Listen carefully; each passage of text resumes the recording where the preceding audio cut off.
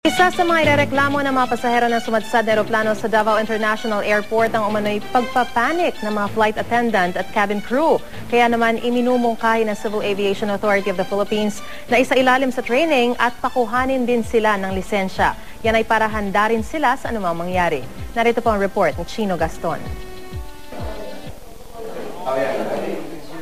Imbes na mapakalma at maasikaso ang mga kinakabahang pasahero, nanigas at nauna pa umanong magpanik ang mga flight attendant at cabin crew ng Cebu Pacific Flight 5J971 na sumadsad sa runway ng Davao International Airport nitong linggo. Kinailangan pang isang Navy Reservist na pasahero rin ng flight ang mga siwa sa sitwasyon. Kabilang daw yan sa lalamanin ng isasampang reklamo ng mga pasahero ng flight laban sa pamunuan ng airline. Kaya para sa Civil Aviation Authority of the Philippines o CAAP, bukod sa mga piloto ay dapat na ring lisensyahan ng mga flight attendant at cabin crew. Bagamat may kanya-kanyang mga safety standard at requirement ang mga airlines sa mga flight attendant at steward, kailangan daw matiyak na nasusunod ito at naaayon sa pandaigdigan pamantayan. Automatic marunong mag-swimming because of the possibility of water landing. First aid, of course. Ang isang napaka-importante yung ganito, they will assist the hasty, speedy but orderly evacuation of the passengers from the airplane.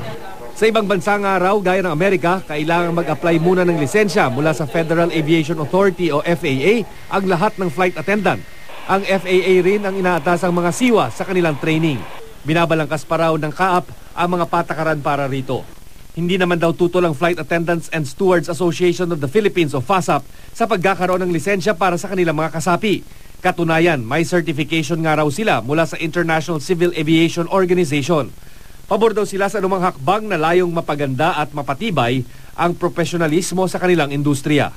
Sa ngayon, nagpapatuloy ang investigasyon sa pagsadsad ng eroplano ng Cebu Pacific sa paliparan ng Davao City. Ang dalawang piloto ng naturang flight sumailalim na raw sa medical examination para malaman kung nasa wastong kondisyon at pag-iisip nang mangyari ang insidente.